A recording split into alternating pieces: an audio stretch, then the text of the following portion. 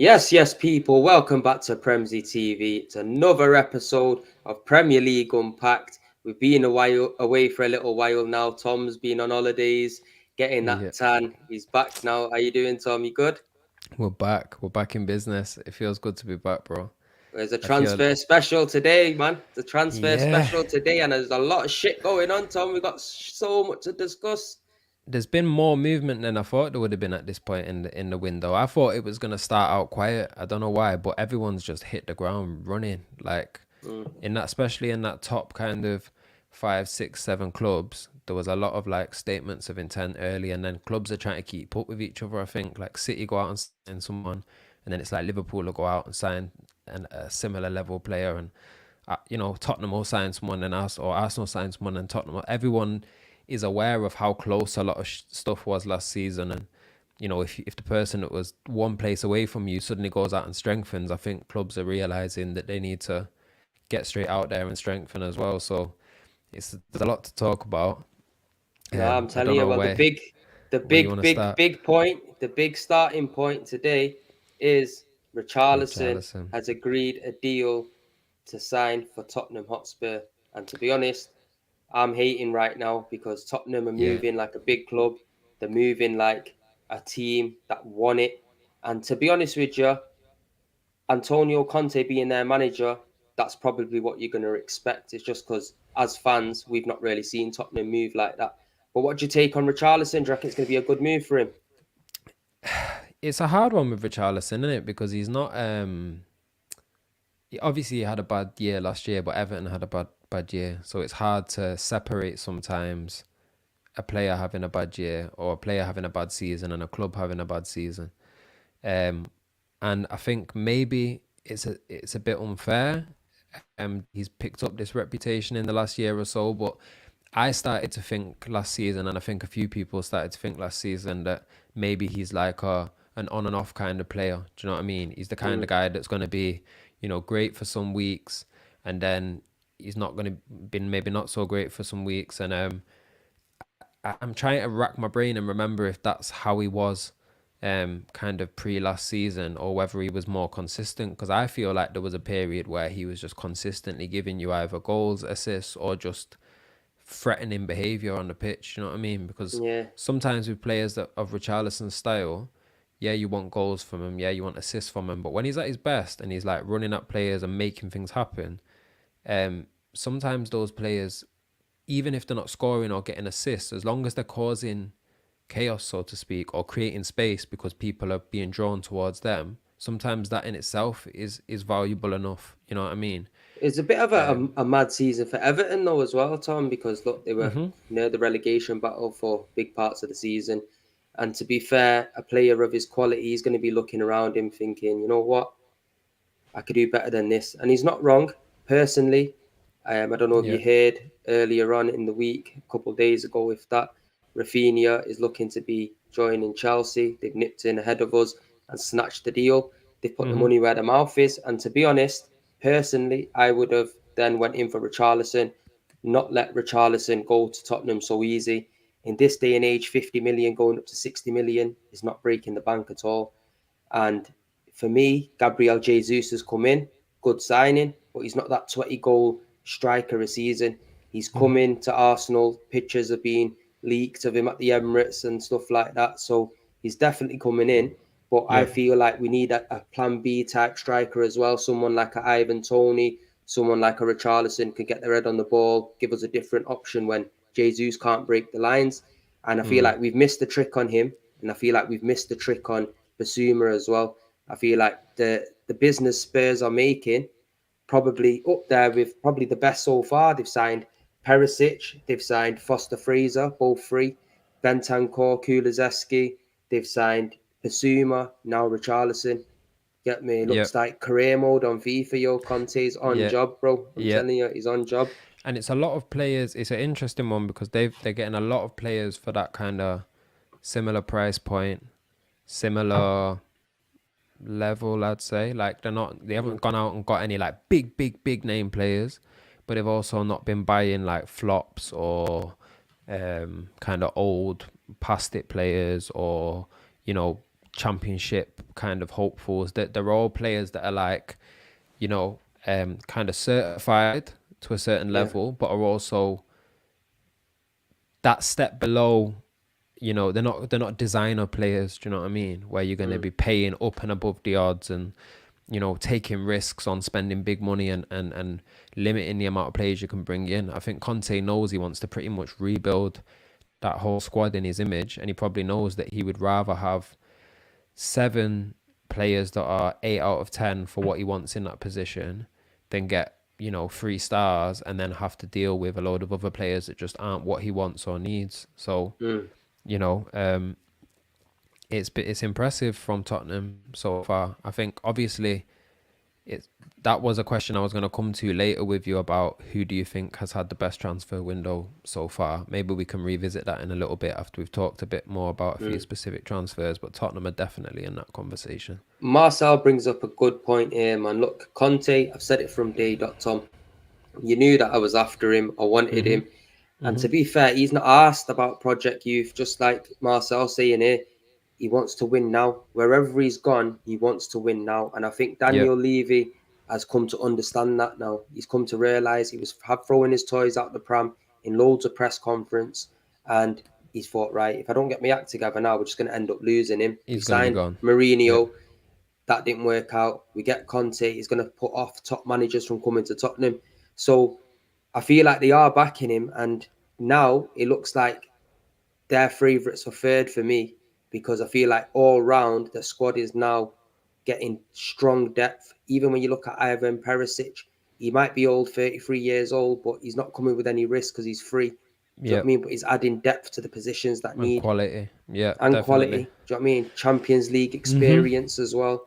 So Yep. there's quite to it. It's got another comment here about Richarlison. Richarlison, the menace, will do an absolute madness under Conte. Just hope he gets to start. And you know what, people? I can't really argue with that. I feel like Conte will bring the best out of players like Richarlison, Basuma, even this Jed Spence. If they sign him from Middlesbrough, right back, Great signing. that's honestly, it's Yeah. they're These are moving. all They're the moving guys that you've been serious, asking for, basically. That's bro. obviously frustrating. Do you think just on while we stay on Tottenham for a second, do you think buying Richarlison or just the amount of players they bought in general, do you think maybe Tottenham are preparing to lose a Kane or Son later in the window, or do you think that they are expecting to keep both of those and are strengthening around them? No, I don't think Conte's here to fuck around, Tom. I think he's here to make a statement in this league. I think he wants to show everybody he can he can fight up there with the likes of Klopp and Pep. And to be honest, Yeah, with the the signings that he is bringing in, there's a mixture of experience, a mixture of Premier League experience, a mixture of youth with Jed Spence. There's quite a blend of players coming in, yeah, and yeah, like you said, there's nobody of like world class quality, but they've already got that in Kane and Son. And I think yeah. Conte is clever enough to know that he needs them 2 players because without them 2 players, it looks like they'll fall apart, bro. Without Kane and Son in their team, they'll fall apart. Go on, I do you was want to just read that what I Marcel was just, said? yeah, I was just looking at that from Marcel about looking over their shoulder at Spurs. They did beat City twice last season. Conte's a serious manager. I think because Conte was only here for like Mm, quite a short window with Chelsea, um, and let's not get it confused. He done bits while he was there with them. Really, I think he done well, but yeah, because it wasn't there that long, like a Pep or a Klopp, maybe we didn't.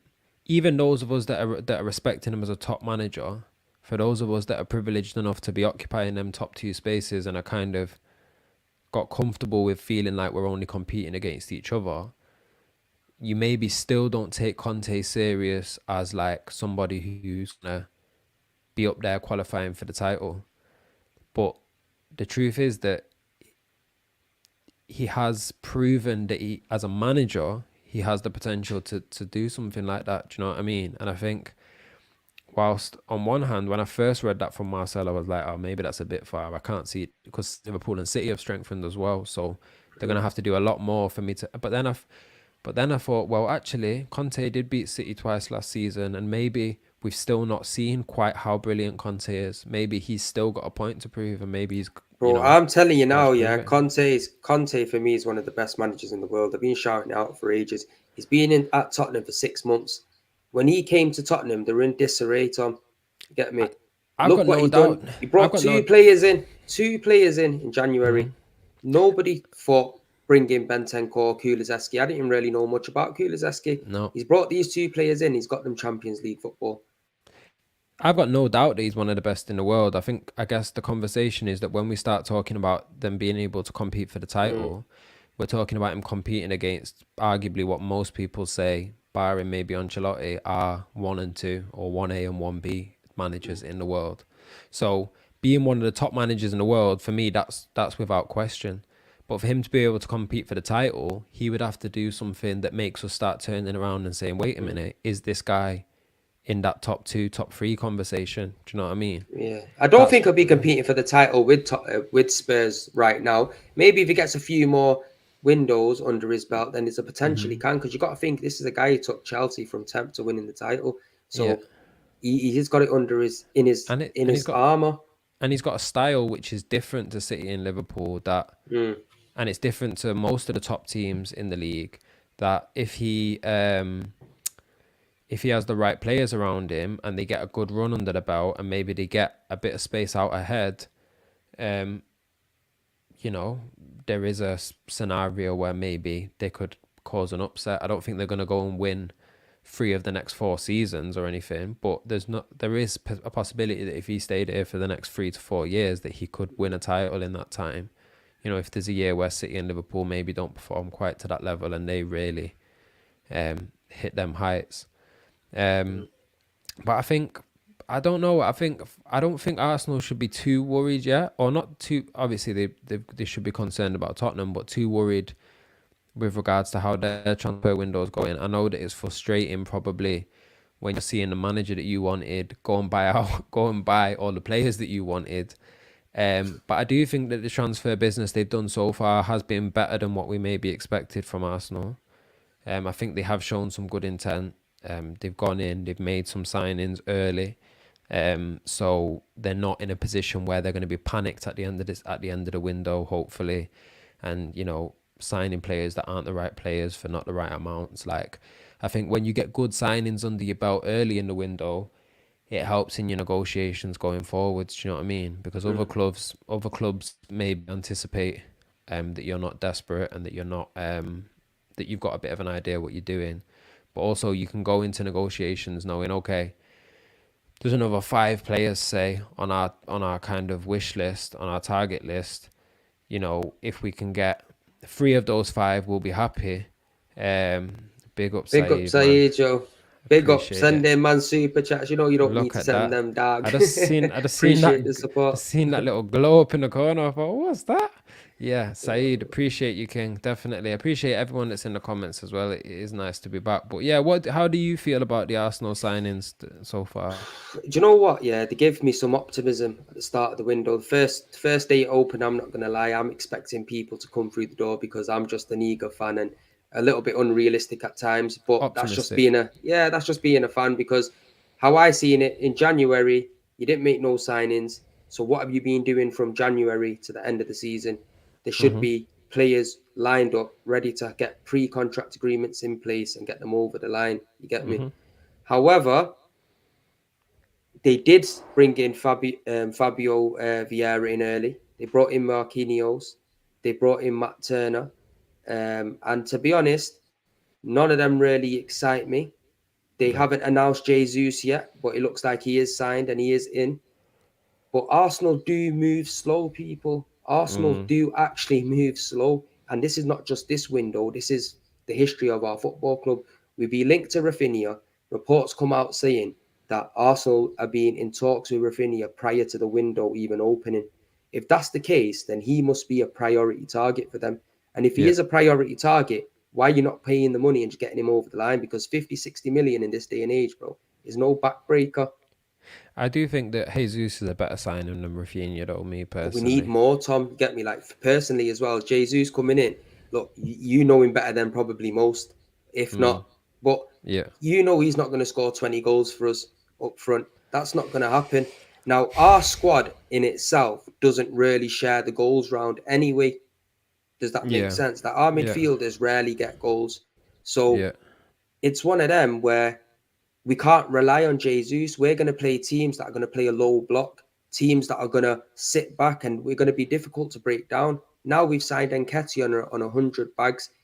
To be honest, we know he's nowhere near as good as Jesus, so we're going to bring on a weaker option for Jesus to help break the line down when we need a different option, a taller, stronger, physical Yeah. type player to give us a plan B, something that we've been lacking. And we're a team that whipping balls, Tom. Yeah. You I know what I'm understand saying? that.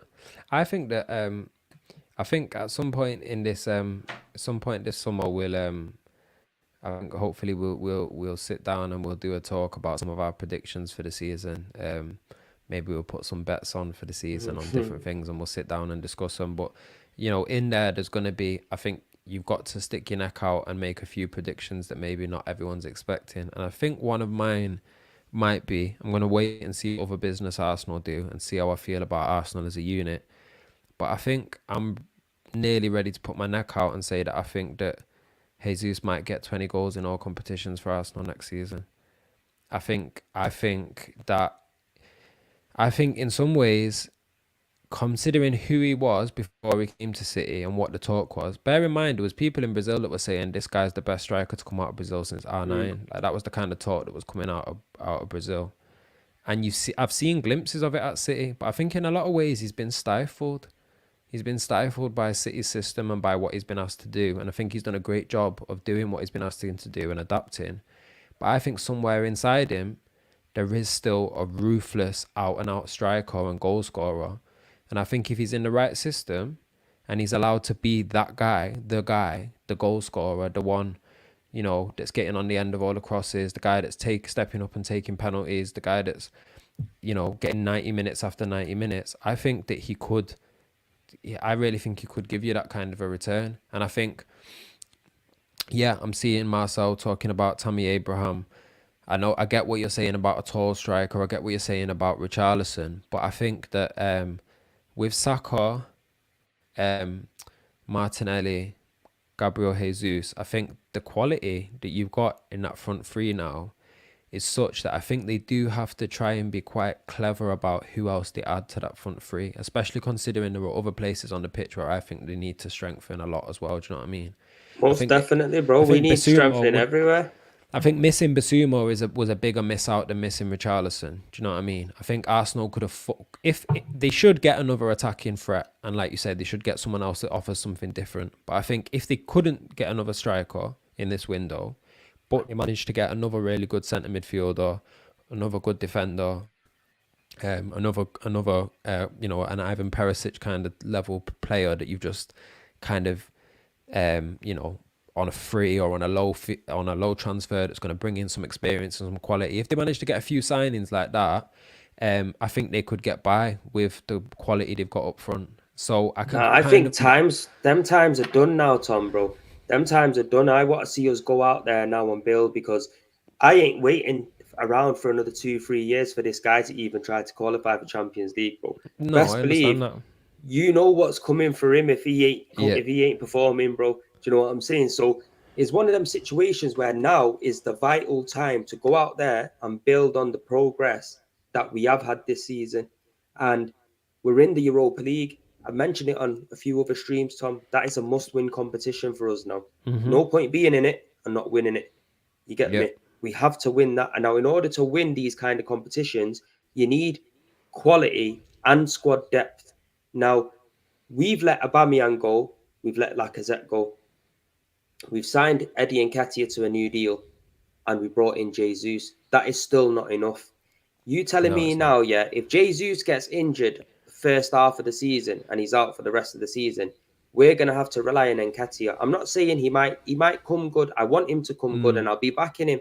But realistically, from what I've seen, he's not going to be the guy that's going to be banging your goals in when you need it. Because when shit hit the fan at Newcastle, when it mattered, we didn't get them results.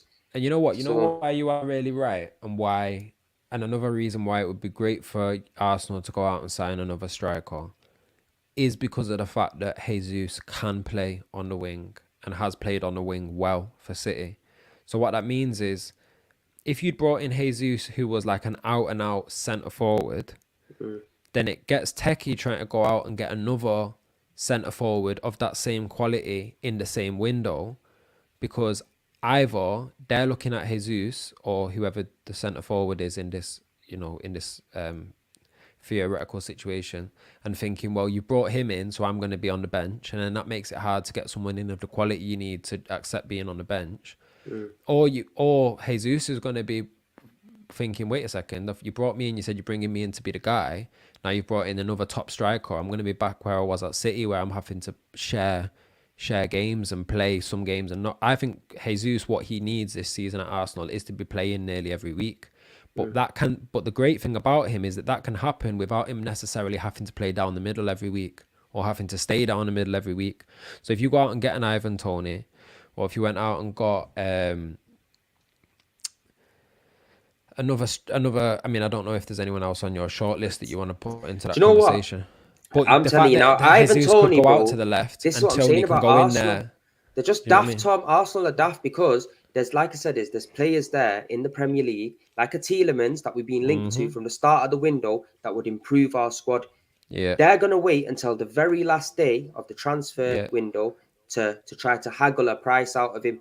I'm not saying that's wrong to do, because in certain aspects it is okay to do, but we can't afford to do that, bro. yeah, We've yeah, been behind for years. We can't afford a United to go in on the last day and go and give him 25, 30 million and snap him yeah, up. Just go and get it done. yeah. There's something to be said for owners or whoever it is that's having to do the books and calculate the transfers, to understand when you've got to pay for the mistakes you made. You tried to get by on the cheap in January and it cost you the Champions League. Let's be real. If Arsenal had gone out and spent Exactly how it is, 50 bro. to 100 mil, they would have probably secured the Champions League spot. So, at a certain point, you've... Do you know what? It's a mad thing, because I told That's everyone dope. after City, yo, get rid of him, because Conte was available Eject. then. He was Man said press the available eject then, bro. button. Yeah, Do you know yeah. what I mean? And realistically, we got Conte in, Tom. What would have Yeah. happened? We would have got Champions League. Best believe that. Aubameyang would have probably stayed. He would have been a better manager to put his arm around his shoulder, slap him into play, and say, well, this Yeah. is what I want. Do you know what I'm saying? So to be But fair, the club sometimes, just shoot themselves in the foot, yeah. bro. And that sometimes in business, I think if you make a mistake, you got to acknowledge when you've made a mistake trying to cut a corner, and then you've got to pay what the price of that is to put it right. Do you know what I mean?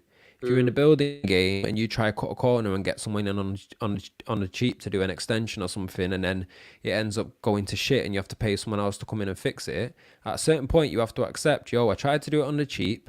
It's ended out worse off than it would have been for me to have paid the right guy from the start, and now I'm going to have to pay over the odds to get it fixed, or my whole fucking house is fucked. And it's the same thing with Arsenal. This window, they need to accept that we fucked it. We tried to do it on the cheap last season. We tried to save money by not going out and getting a new manager. We tried to save money by not going out and spending in the January transfer window. And it's not only cost us the Champions League, but it's cost us however much money we would have got from getting in the Champions League. It's cost us however many signings we can't get now because we can't attract certain players. So this is not the window to be trying to do risky business, you know what I mean? Waiting for the last day. This is the window where you got to say, yo, we would like to think that in another window we could get Tielemans for £10 million cheaper by waiting it out. But this window we have to just take that 10 mil L and pay whatever it is to pay him and get him in. Or are you in the same cycle? 25, 30 million, bro, is a steal for this guy. He's a 50, 60 million pound player. Just because he's got a 100%. year on his left on his contract, that's why the value is decreased. Don't be cheapskates. Just go out there and grab the guy. Yeah, Get me? Like, yeah, that's all we yeah, need to do is go out there yeah, and finalize deals, because yeah, look, they might have been saying with the Basuma thing, oh, he's got a court case. He's been cleared of that court case. Do you know what I'm saying? And for yeah. me, we definitely need a replacement for Thomas Partey as well. I know we're not going to get it Definitely. because they've That's signed El somebody's Neni gone on to. an extension. They've still got Yeah, Lokonga in there. But for me, they're not good enough. I yeah. can't see Partey playing a consistent 15 games a season. You get me? And Especially because of how significant, you see how significant Partey is when he's in there. And whenever you have a player in your squad who has become like a key figure, you have to have a replacement. Do you know what I mean? Partey is a very particular type of player, And he was a massive difference to how Arsenal looked with and without him. So I couldn't agree more. If you've not got someone in of a similar ilk, you've seen it with City over the years. When we had De Jong, City started to realise that De Jong and that De Jong-esque player, who is kind of in that same Partey mode, that kind of defensive centre midfielder, they realised how important he was to City's success, and then they went out to get a Fernandinho and a Fernando, and when they had Fernandinho, every season City were buying defensive midfielders that were oftentimes not our first choice defensive midfielder. A lot of the time they were going out and buying second choice defensive midfielders, but trying to get guys that were coming in sometimes at a similar price tag, and it's because they knew that anytime we'd been left without anyone in that position and we'd had to put someone into cover, we were dropping points. The team was falling apart because it was so key to how we played. And Arsenal are in that same boat with Partey. They can't afford to go 6-7 weeks without a Partey quality player in that position. So I think that position should be the priority right now. As And you know where Arsenal mess up as well, Tom. Yeah. Yep. Last season we were in one competition. Yeah. Yep. We weren't in Europe. We were knocked out of the cups fairly early, and we had to focus on the Premier League. Now, other teams around us wasn't having the greatest of seasons. Man United, Leicester, even Chelsea started to fall off towards the end. Yep. Tottenham didn't have a great start to the season. Wolves didn't have a great start to the season. Now, all of these teams are going to strengthen. All of these teams are going to add quality and depth to their squads. Now, if we make the same mistakes as we did in January and not strengthen correctly, it's just going to be our own downfall. We're going to be our own downfall. You get me, bro? Like Granit Xhaka, I can see him getting at least another 5 red cards next season. You get me? No, that's not even a joke, Tom. That's a serious matter. I can see him getting 5 red cards next season. Fair enough. If he's out the team, you bring in a Tielemans. I'm all right with that. Yep. Does that make sense? 9 out of 10. I'd rather Tielemans before Xhaka anyway. You know what I'm saying? But Arteta, for some reason, loves my man. So I can't see him going anywhere. So the way they're just going to have it is they're bringing this Fabio Vieira kid in, yeah? And I can see him playing as a winger or an attacking midfielder. I can't see him playing that box-to-box player like Xhaka. No, it doesn't sound like that's his style. Nah, he looks too flimsy, bro. Yeah. He looks too flimsy, you get me? Yeah, but then again, look, Cazorla was small, Bernardo Silva was small. A lot of players are small and they do pull it out, but he just looks like man can blow him over. Like literally, he's tiny. So and they were still always in centre midfields with a Rodri, with a Yaya, with like a physical dominant figure. Do you know what I mean? City would never have got by with having Silva in there as our engine. Do you know what I mean? They were box to box, but they weren't the box to box. We need to get Tielemans, bro. We get Tielemans. Yeah, that'd be a good signing. And for me, we should have got Tielemans, got Basuma, got this Martinez kid. To be honest, I'm not going to lie and say I know a lot about him, but what I have seen of him, he can play 3 different positions. He seems decent. His nickname's the Butcher, and you know me, I like the sound of that, fam. I'm into it. Yeah, let's go. I'm into that. We should have, obviously, we got Jesus, which is cool. We should have signed an Ivan Toney as a backup striker. Yeah. And then we could keep it moving, maybe go and get a next player here or there if we need. But they're the fundamentals that we need. And unless we can get cover for left back, because Kieran Tierney, as much as I love him, he's not going to be fit probably for the full season, most definitely. So we're definitely going to need quality cover because that's where we get hurt. Yeah. And we need cover for Partey because El Nene and Lokonga ain't going to cut it. But I'm telling you now for a fact, best believe we'll probably get one more midfielder in, and that's it. And it won't be Tielemans. It'll probably be someone else that costs more than him and is not as good.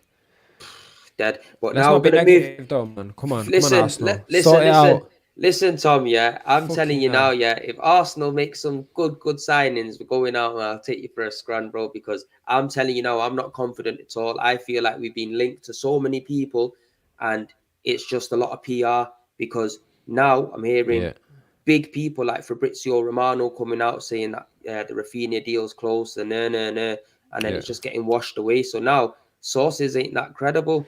But Kish in the chat. Man like Kish, my brother. What do you think about Phillips? Tom, there we go. Question for you. I'm going to come to that, but just on the Rafinha thing, I did just read a minute ago that apparently Barcelona are in talks with Rafinha. And Leeds are saying that they're committed to completing the deal with Chelsea, but ultimately it's up to the player. So if sounds about right, Bish. But so 50 mil for Phillips, 100 mil for Grealish. I'm not really sure. Is he trying to say that 50 mil for Phillips is a steal and 100 mil He's for saying Grealish, you're a or is he saying? sugar daddy club and you're just But splashing the cash you don't left, right, think and centre. you don't think Well, I don't 50? know. That's what he's thinking. I'm just thinking that's what he's thinking. I thought maybe he was saying like 50 mil for Phillips is a great deal and 100 mil for Grealish is expensive. I mean, 50 mil for Phillips to me it is a good transfer. I mean, United spent 80 million on Maguire, so I don't know. That's not that they're not the guys to talk about this, but for me, I think Phillips is a great signing. I really like him. I really liked him at the World Cup. I think he's got bags of potential. I think that he is the kind of player that could come in and thrive under a Pep system. I think that clearly City have got some kind of agenda about buying English players. I don't know if they know something that we don't. I don't know if there's a rule change coming. I don't know if that's a branding exercise. I'm not really sure why but not to knock either of those players because Grealish is a top player, Phillips is a top player, but there does seem to be some kind of concerted effort to buy English players. I disagree. Kish is on you in the chat, ain't he? I He's trying to know see. He's it's on. He's on. interesting. I He's mean, on, man. I think with Grealish, I think there's more of a conversation to be had. For me, I think Phillips is it's in today's market. I think 50 million for Phillips is a deal. If anything, I think he's probably To a be honest 70 with you, million I pound would have player. rather went in and got a Basuma than a Phillips. To be honest, because I honestly, I just be honest because I feel like this is just obviously my preference in it. I feel Yeah, like yeah, yeah, Basuma's that player that will reach new heights at a team yeah. like an Arsenal, a City. I And think I'm at not saying Arsenal, Calvin Phillips yeah, won't. I just feel like yeah. he'll probably be a bench warmer at City more time than anything. I don't think so. I think the thing with Calvin Phillips is he's got an amazing range of passing. Like Yeah. he's a really good distributor of the ball. He's confident on the ball. But got to remember when he came into that England squad. I understand that that's England. I understand that that's not the Premier League. I understand that whole tournament was a bit like an anomaly. But Mm. there was something to be said about the way them first few games. It was high. There's not much more pressure than playing for England. It's probably higher pressure than pretty much any Premier League game you'll play in, just because of the publicity, because of the kind of national aspect of it. And he came in there, and for them first 2-3 games, he was not only was he dominant and was he England's best player, but he looked incredibly composed. He looked really calm on the ball, confident on the ball, and I think. I understand that. I understand Kish's point. He looked good when England played three centre backs, two defensive mids. But I think with City give you that same level of security without needing three centre backs and two defensive mids, just because of Mm. how solid we are defensively and how much we dominate possession. So And that how same fast free Kyle Walker is. and how fast Kyle Walker is and how good some of the players in and around him are. So I think that he'll have that same security in the City setup without needing three centre backs and two defensive mids. I think Phillips is not Rodri level, but he's also not Rodri player. I think in the next 2-3 years we're gonna see Phillips become a player that we didn't realize he was able to be. I think Pep sometimes can see attributes in a player, Mm. and he sees the attributes and he sees a vision for a type of player he needs, and he literally goes and gets the player and says, "I'm gonna mold you into this." And a lot of the time we don't know. We look at the player beforehand and what type of player they've been at a different club, and and the role they've played somewhere else, and we assume that that's who they're going to be in the next setup. And with City, that rule doesn't apply. Pep Mm. could look at Phillips and say, "You're exactly what I need as my next left back," and we wouldn't know it until 2 years later when he's the best left back country or something like that. That's how Pep maneuvers. So I think Phillips has got bags of raw talent. I agree with the last comment about him being a bad boy, Mm. and I think it doesn't matter if he's not playing every week. I think that that's the City way now. Every player's not expecting to play every week, and Mm. as long as he comes in with the kind of mentality that Foden's had, comes in with the mentality of just wanting to learn from the players around him and develop his game for whatever Pep needs, I think he's got all the attributes to be a a really good player and a really good addition. And I think at the end of the day, 50 million in today's market at his age and with the quality he has and in that position, I think it's a good investment. I think he'll be at least worth at least 50 million in another few years I anyway. think I think you're paying the English tax as well. I think Yeah, you're paying the English definitely. tax. I would personally like say going for Basuma because I just like the attributes that he has, and I think they would suit Arsenal right down to the ground. I would 100%. I would take Phillips as well. It's not like I wouldn't take Yeah. him. I would take him, but I just feel like we were missing that box to box Basuma type player who can also Yeah. just sit as a number six and actually hold and own that position. Which, to be fair, it's a big kick in the dick, yo. I'm telling you, I'm hating what Tottenham's doing right now. I'm a hater right about now. I'm telling you now, people. But I just wanted to move on to Liverpool, Tom. And just Oh, before we what? do, I just We're want to just move on gonna to jump Liverpool. past Erling No, Haaland no, and that. no, no, no. Now we're gonna go back to City. I just Okay. what I wanted Okay. to speak to. I just want to move on to Liverpool. Just before I do that, people, make sure you're smashing a like on the video, people. Whoever's in here, smash a like. Click, And click, if you're click. new, hit the Yeah. subscribe button. And people also turn your notifications on as well because as soon as any video drops, you'll be the first to know as well. Yeah. Yeah. Tom, Liverpool, Nunes. Do you I don't. reckon? I don't know Do you nothing reckon about him him. and do you don't know anything about him? To I be don't know fair, nothing about him. I don't know I loads. seen a few YouTube videos. I'd never heard his name until they'd signed him. He could be amazing. I wouldn't put it past Klopp. Every striker they go out and buy, 9 times out of 10, I've never heard of him, or I don't really know much about him, and he comes in and does the business. So, obviously it's big money. You Yeah. know, they've spent more. I don't know if in total when you count the add-ons whether it's more than Haaland, but in terms of the reported fee, it's like 30 million pound more than Haaland, and Mm. I don't know if he's of that ilk or he's not certified to be of that ilk yet. But clearly, I don't think Klopp goes out. Klopp obviously knows strikers. That's one area of the pitch where we can't doubt that this guy. I mean, you wouldn't really doubt his ability to know any player on the pitch, but strikers and attacking players, this guy don't miss. Do you know what I mean? So Mm. if he's gone out and spent 85 million to as this guy to be the replacement for Mane, I think it's pretty unlikely that he's going to come in and be a flop. But I just can't speak to his quality. I think that I've heard rumours they might go out and sign Bellingham, or that they're in kind of semi-advanced talks with Bellingham. Yeah, I mean, just to answer to Kish's point, and I appreciate that Kish gave some credit to my comeback earlier on in the comments, but I understand what you're saying about it's an unfair comparison, but um, you have to deal with what's going on in the marketplace around you, and you're right. Sometimes you just have to pay the price that you have to pay for the player that you're getting, and sometimes that player isn't in a position to be a bargain player. But the question remains: no matter how good Nunes is he in the same conversation as Haaland? And if not, then what is that going to result in next season in terms of the gap between City and Liverpool? Because regardless of whether or not we were lucky to get him on a deal, regardless of whether or not, you know, we had the benefit of the fact that Haaland has City connections and is a City fan and all the rest of it, we still got Haaland, and we all anticipating what we expect Haaland to do.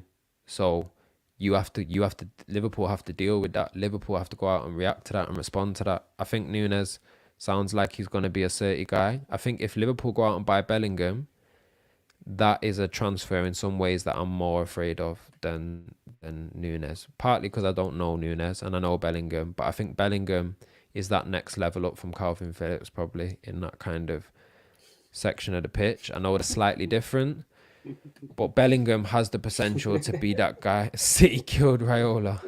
Yo, I'm hearing that I watched a little video on that where I'm hearing that Raiola was literally meeting up with certain guys from City on his deathbed getting that deal done, which is mad. But That then I'm I telling think, you, yo.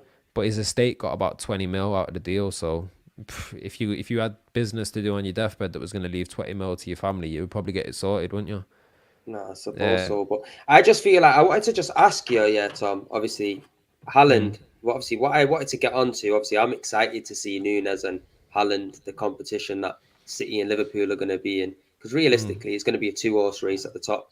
I wouldn't be surprised if Tottenham are in and around but fall off because they just haven't got the same levels of experience and quality that them two have.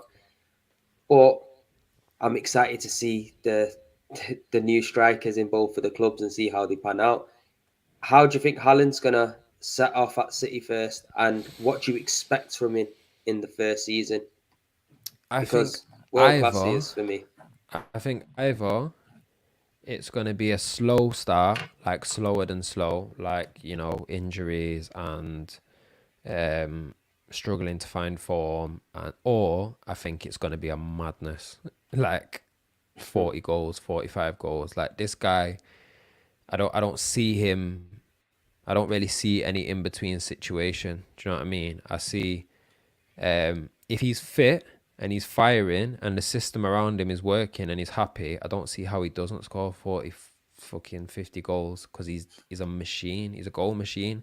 And it's weird because for all the amazing players that I watched at City, and I mean, in fairness, Aguero was a goal machine, but he was a bit different just because of the nature of the type of player he was and just because of the amount of injuries he had. So even though by the end of his career he was like third top goal scorer in Premier League history or something ridiculous, he never felt he didn't feel like a goal machine in the way that Lewandowski, Ruud van Nistelrooy, you know, some of these guys that just do up stupid numbers in one season.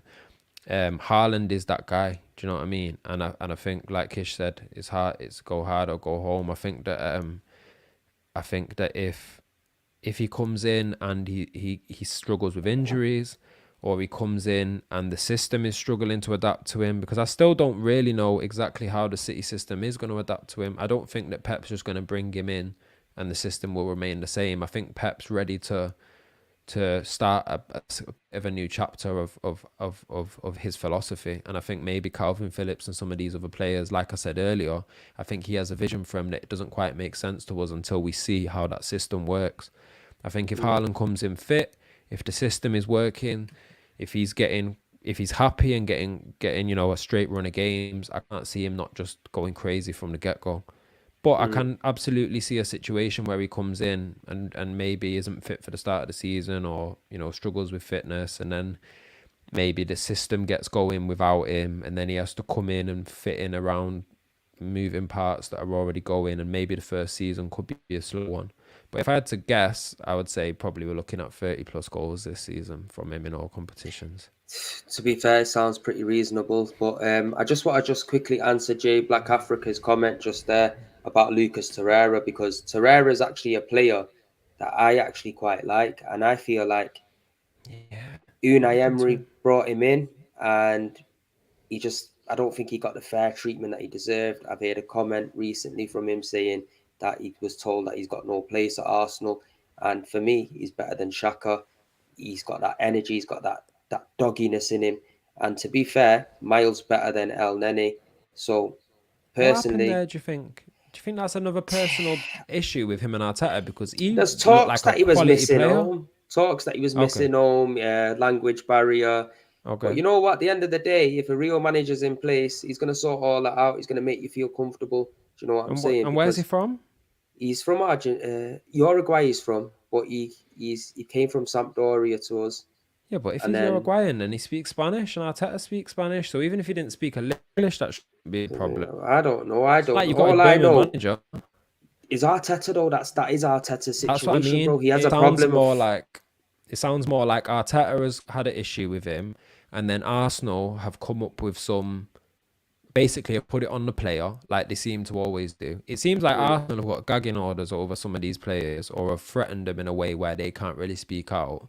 And then mm, anytime that Arteta falls out with someone, they come out with some conversation about how the player wasn't happy, or the player was refusing to come to training, the player was refusing to play, all of this stuff in an attempt to kind of turn the fans on the player. But increasingly, as the players are coming out after they're leaving and saying, yo, that wasn't the situation, I was happy to play, or I was happy to do this, or I was told didn't have a, Torreira saying, I was told I don't have a place in the team. It's getting harder to believe that it's the players and it's not something internally or someone yeah. internally that's just got favourites. Do you know what it is? I Arteta just think kind of Arteta hasn't. is a very arrogant Tom, and as well in a sense, and I feel like he just come in and thought, right, he's not my player. I don't want him, and he just never really give him an opportunity to even change his mind. And I feel like that's what the real situation is, because Yeah. realistically, Torreira is not worse than El Nene. You get me? Oh, For come me, on. he's better than No Granit way. Xhaka. Can't be. So Surely. if Diego Simeone wanted Partey and Torreira to be his two pivots, you got to see there's some quality in Yeah. this player. but we haven't explored it. It's not like his age is very old as well. We got him, I think he was like 23, 22, 23 when That's we what I got him, thought. something like that. So it's all a bit of a madness. Marcel Arteta can't handle big personalities, poor man manager. And you Do you know think what? he's I agree. insecure? What with his age? No, do you think Arteta is insecure just as a person? Do you think that he likes managing young players and stuff like that because it makes him, like some of the grown men that you just see out and about that just like chilling with youngers because it gives them that What are respect you just trying to because. say here, fam?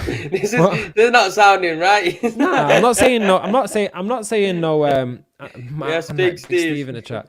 I'm not saying nothing. Nothing. Flagrant like that. But I'm just saying. Sounding Do you like think that? lock him up for throwing No, the no, key no, no. away. Not like that. What I'm saying is, do you think he likes managing younger players? Because a lot of these younger players, obviously, it's easier to. You're gonna get that respect. Probably, you're gonna get. I'm getting the word.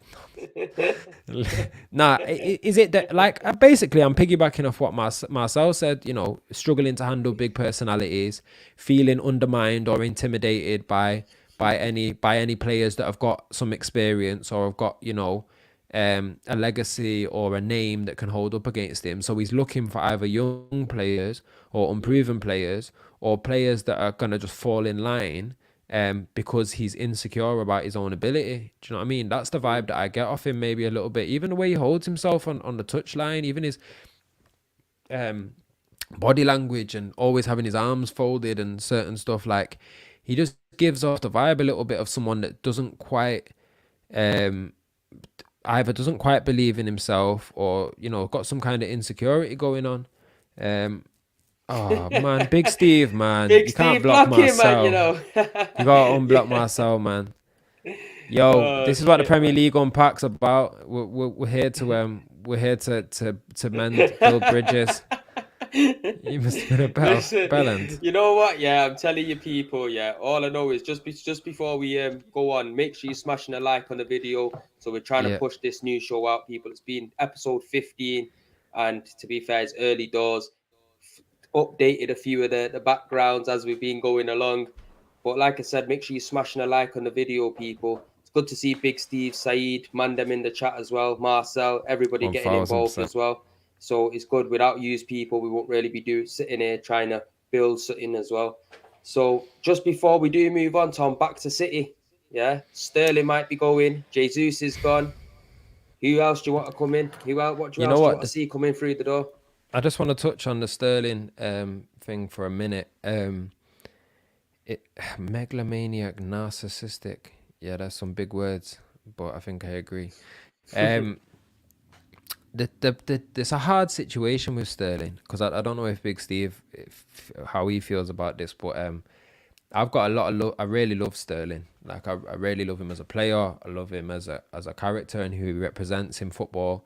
And I think a lot of City fans, we know the quality he has and how well he's done for City. Even when at times it feels like everyone's always kind of underrated him or downplayed it as if he's not performed or not being the player that he's been. Like he's been an integral part of the quality of the things we've achieved. And because of that, I kind of feel like I never want him to leave. Anytime there's rumours of him going, I'm gutted. I want him to stay. Do you know what I mean? I want him to be here and to thrive at City. But as much as I still think he's got all the quality to still work in this City team, and I would like to see what he looks like with a Haaland in the squad and being able to get back to just beating his man, getting to the byline, putting balls in the box, cutting balls back. I do think that his career has lost a little bit of momentum in the last 12 to 18 months. Yeah, And I think he's a top player. Um, and I think as much as it hurts me to say it, I want him to stay, but I think that's a selfish thing at this point. I do not want him to go to Chelsea. I don't want him to go to an English club. I think that's a dangerous move because, like I said, I think he's a top quality player, and we'll regret it if we sell him to another English club. I think that's foolish. Um, but if he turned around and wanted to go to Real Madrid, or he turned around and wanted to go to Spain or France or PSG or something, I think we would probably be getting to the point where we have to think about what's best for him and maybe letting him go on and thrive somewhere else. But I agree with Kish. I think selling Sterling to Chelsea Selling Sterling to anyone in the Premier League is a bad move. Top Because player, it's Sterling. sod's law that he's going to come up against you and score a hat trick or some shit. Do you know what I mean? You'd be better letting him rot on the bench than go to Chelsea. But again, that's a selfish perspective. I know Kish said Pep has no loyalty, but I've also heard a lot of players say about Pep that he genuinely puts the players' wishes first, and if a player ain't happy or a player wants to go, he'll never hold them. Um, Grew apart, no bad feelings. We're in the middle of a freshen up, so I'm calm with it. Yeah, I think I probably feel the same. I mean, I wouldn't be mad at him staying. Like I said, I think that the new players that have come in, Haaland in particular, could give him, especially if we change the system, which I'm anticipating we will do a little bit, and we start to find a bit of a new way of attacking and getting goals, then maybe that will give him a new space to rediscover himself at City again. But if he goes and goes somewhere else, I'd be the same. I've got no bad feelings. I'd want him to go and smash it somewhere else as long as he doesn't smash it against us. Is Jesus going not going to give him more opportunity to play though? Because when you think about it, Jesus was playing out wide more time, innit, for City last season. So Again, it obviously depends that's a on what. player that could play up front, play Yeah. out wide, and I think Sterling as well. He's going to want to play because the World Cup is halfway through the season. He ain't just going to want to be playing half time on the bench, half time Yeah. playing, because there's with the way Southgate's moving, it's just whoever's on form, he's taking him. Where back in the day, if you had a name, you were going. Now it's not really like that. You got Manu just coming through that would never ever thought about getting an England cap, ever getting Yep. caps. So I think that's a massive key factor to it as well, Tom. Definitely. And I think it all depends, doesn't it? It depends on what Pep's plans are. Maybe Pep is planning to have Foden out on that wing next season. Maybe with City as well, you wouldn't be surprised if they've got someone else lined up on the verge of doing a deal, and they sell Sterling, and a week later they announce that they've gone out and bought Saka or something. Do you know what I mean? Or No, I'm bought telling you, some, but it that's wouldn't not that's it that's won't not blow gonna your happen. mind.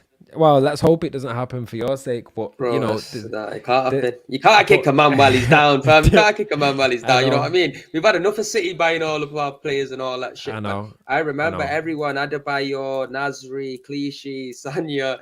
Would you Yo, take it was Sterling at Tolo Arsenal? Torre. I would take him, yeah, 100%. I would take him. I Would you feel take like him if you were gonna have to break the he's. bank for him? Like if you were gonna have to spend 80 I don't. mil, 70, 80 mil, and he was gonna How limit old some is he? of the other money. 27?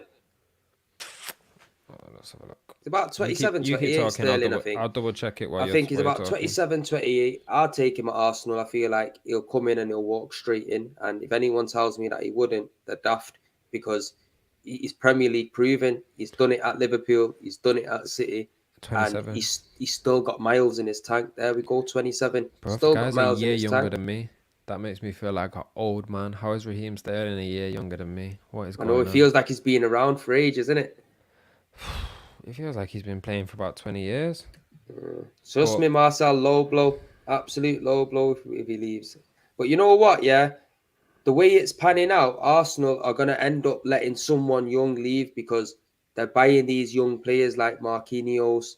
They're buying like Sambi Lakongas, Martinelli's. They're bringing young youth through. So there'll Yep. be opportunities for other teams to look at Arsenal and think, right, okay, he's not getting game time. Maybe I can give him an opportunity and snap one or two of our players up, because if we don't get Champions League football anytime soon, we don't win the Europa League, and we're not even competing for Champions League spots in the Premier League, because next season competition is going to be tough. You get me? Every other team's going to be at it. It's going to be one of them situations where we could start losing players. And if we do that and start losing the best young players that we've got, we're fucked it. Kish, you can allow Saka. Yeah, he ain't going to United. I tell you that much for free. United ain't got a chance of signing anyone by the looks of it. We'll move on to United as well very shortly. I seen that Fernandinho in the last hour put out a farewell letter, open letter to the City fans. Do you want to hear it? Go on, read it. He said, I saw my family proud. I saw supporters that never forgot where they came from. I saw the beauty of being part of a winning team. I saw titles, superstars, geniuses. I saw an opportunity to fulfill my dream. And then I realized the importance of all reading this letter. I realized that I made the right choice, the best choice of my entire life. I hope one day when you remember me, you feel the same way that I'm feeling when I'm writing this. Athletes, coaches, trainers, laundry staff, kit managers, cleaners, concierge, security team, door staff, etc., etc. He goes on to name about another 30 different jobs. Apologies if I missed anyone, but you know who you are. Today is the last day of my contract with Man City, and I can only say I gave my very best and I would do it all over again. The story continues, and after playing for 9 years, I will become an avid Citizen supporter for many more titles and victories. I am certain that many more will come, judging by the quality of your daily work. The memories will last forever. Many thanks, your eternal captain, Fernandinho. And you know what, Tom? Yo, Kish could hear it in my voice. Let me just tell everyone, sorry to disappoint you. He did not write that. His assistant did. He's PR'd it. Maybe he wrote it in Spanish and had it That's translated. the truth, because when a man's writing down 30, 40 names, yeah, he did not write that. I'm telling you. But Fernandinho does give you that vibe, doesn't he? He gives you the vibe of the guy that would have stopped to like really give the time of day to the flipping doorman or the kit man or whatever. Do you know what I mean? And I think that's probably part of the reason why he was so successful, because he seemed so humble. No, he was a quality player, innit? If you're a quality player, regardless of what, it's just going to tell, innit? But let's just move on to United, because we have got Kish in the chat. Yeah. He's a massive United fan, and it looks like they're going to be signing Nick Frankie Pope. de Jong. Oh, Nick Pope. Frankie de Jong from Barcelona. I think a deal around 70 mil. Is that Nigel de Jong's little brother or something? He's Frankie de Jong? The Barcelona Barcelona flop? Yeah, the Barcelona kid. But you know what? He's a good player. If United got him, I think he'll be a good midfielder for him. And there's some next left back from Feyenoord called Malacia. I don't know if that's if I pronounced his name right or not. But he looks like he's coming in. So they look like they're going to get 2 signings over the line. They'll be moving slow. And they're trying to hijack a fucking deal for one of our targets as well. They've been moving slow on the deals in, but I think and maybe Kish and some of the other United fans in the chat will tell me if I'm wrong, but I think what you've got to see or what you've got to look at in terms of the business they've done so far, the important thing is how busy they've been with the players on the way out. So they've already released Pogba, Mata, Lingard, Matic, Cavani, Grant, Mellor, Devine, McShane, Stanley, Woolston. I don't know who the last 5 of them are, but them first 5, Pogba, Mata, Lingard, Matic, Cavani, you can only imagine how much wages that's freeing up releasing those 5 players.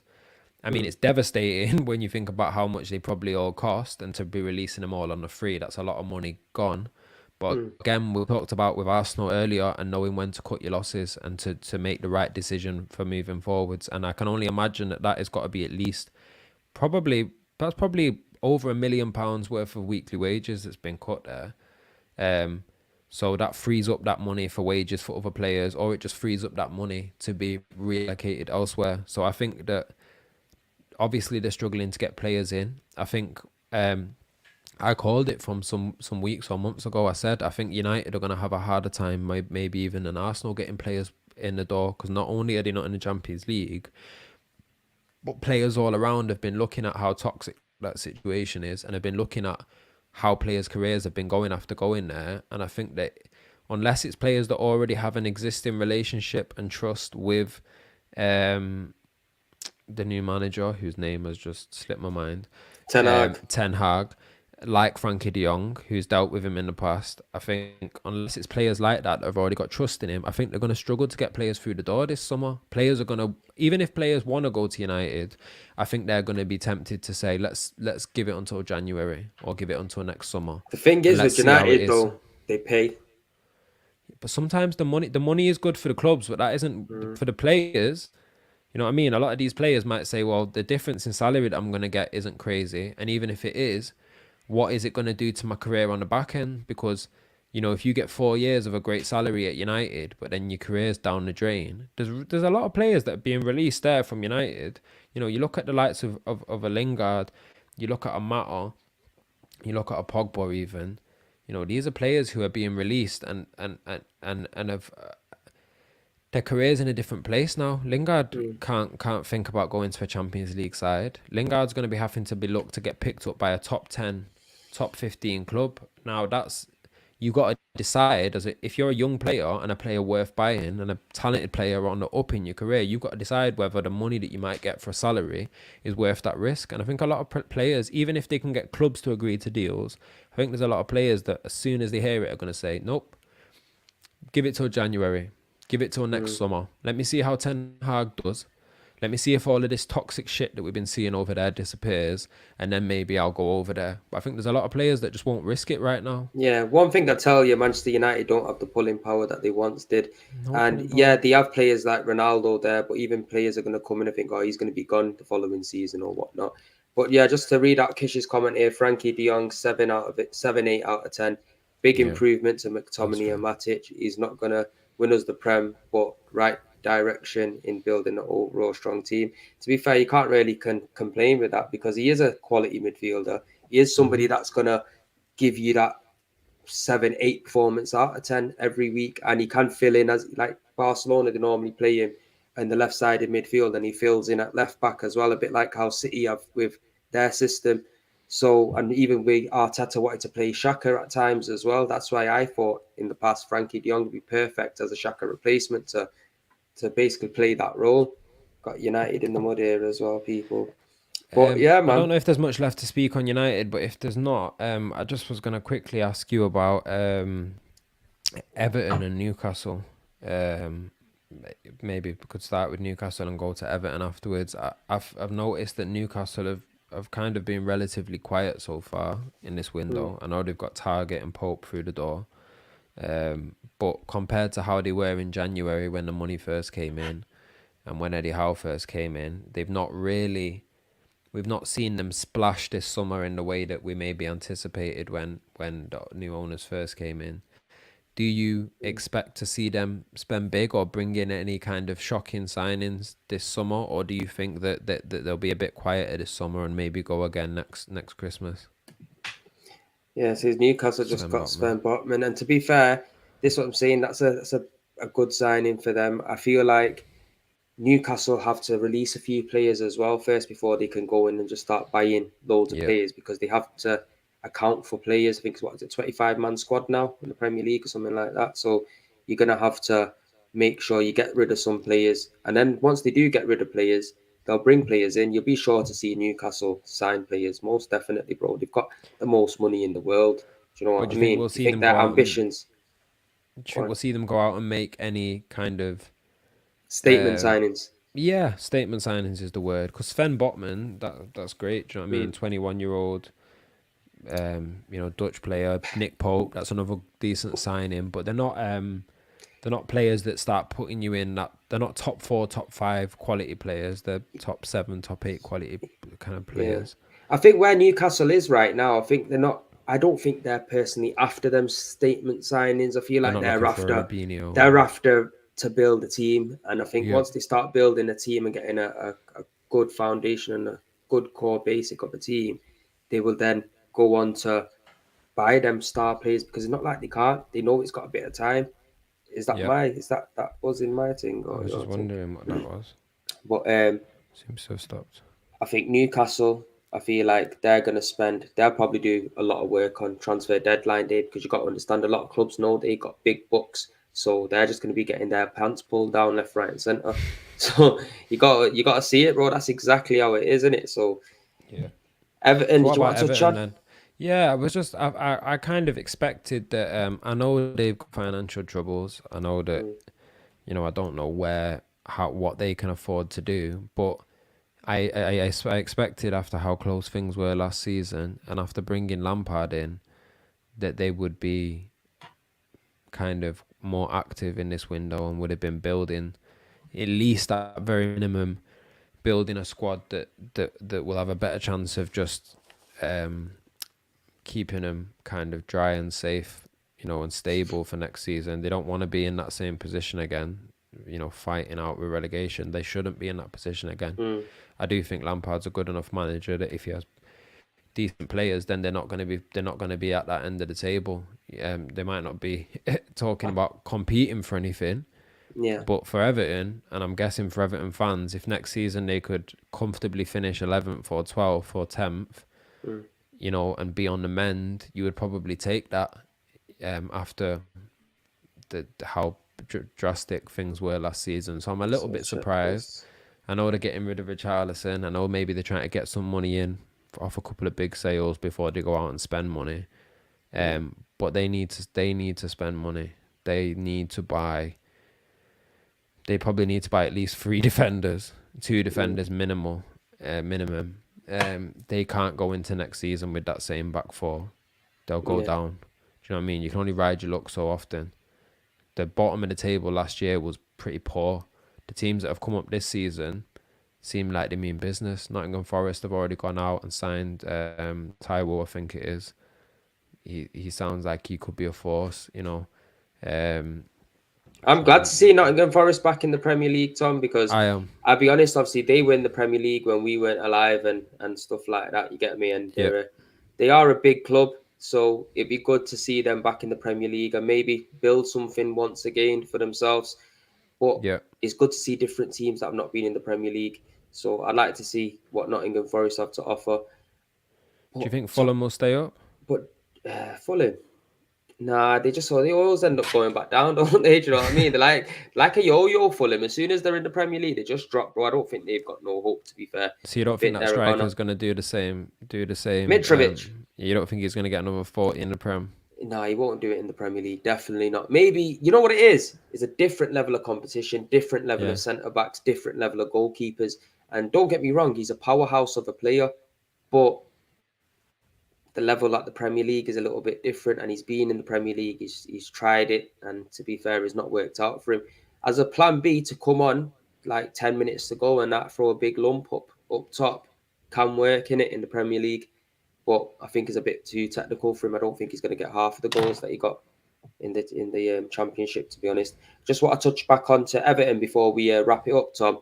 yeah. Frank Lampard, I do feel well. I am surprised that he was in a relegation battle first of all when he got in there, because I thought that he would get the backing that he needed to bring in players, which I don't think he got. And now he's going to be losing Richarlison, which is arguably one of his best players. He lost Luca Dean. I think is it Benitez that let him go before he came in. Yeah. Um, So I don't really see Everton doing anything significant for a number of years, even under Frank Lampard. He's just not good enough, bro. They need an experienced manager to get them out of the hole they're in. They haven't really got the funds. Well, they have probably got the funds, but the project, this youth project and all that, I don't think the Everton fans want to see that now after what's just happened last season. Because, bro, They need some they quality were almost for got sure. relegated. You get me? Them and That Arsenal, I would be the believe, the only problem. two teams that are not being relegated from the Premier League. And you Yeah, know what? They almost they almost had their turn. But yeah, people, we're going to be wrapping up the stream up now. Tom, is there anything you want to say before we wrap it up? yeah, man. I mean, good to be back. It'd be fun to get back on here again and talk some more transfers before the end of the window. I do, like I said, I do want to sit down, in person with you and do some predictions for the season. So people look out for that before the season begins. We should have some content to put out in that regard. Have you seen that Gabriel Jesus's number has been confirmed? Yeah, as Arsenal announced it now since we started the stream. I haven't really checked, but Well, I I seen it don't know if it's earlier been on announced, today. but yeah, it's been leaked. There was a picture leaked of him Oh wearing the yeah, number yeah. I nine posted it shirt. on the Insta. Posted it on Insta earlier on. How do you feel Get about me? that number nine? That's to me that I says would what have, I I said would that they're have, gonna I would have give him the 14. Me. the 14. That's Mm. disrespectful. Why? How's that Why? Who you disrespectful? saving the Thierry nine for? Henry. Thierry Henry shirt. Disrespectful. Are Oh, you mad? that's true. That's I the was. I didn't greatest think honour of you that. can ever have at our club. I didn't think of The that. I person didn't who's think got of it that. is Eddie That's Nketiah, pressure. fam. Yeah, that's wild. That is wild. On 100 bags. Mad thing. 14 should get kept in the cupboard until you have like a 5-star player, and that's the only time it gets No, brought out the bro. cupboard. Man seeing Theo Walcott rocket and that, you get me, bro. It's Yeah, all that's a madness. disrespect. Arsenal don't move correctly anyway. But people, love for the comments, love for all the interaction, love for all the new subscribers. Make sure that you're hitting the like button on your way out as well, people. And we'll try to be back at least maybe once every 2 weeks with a transfer show, people. But peace out and enough love. Love.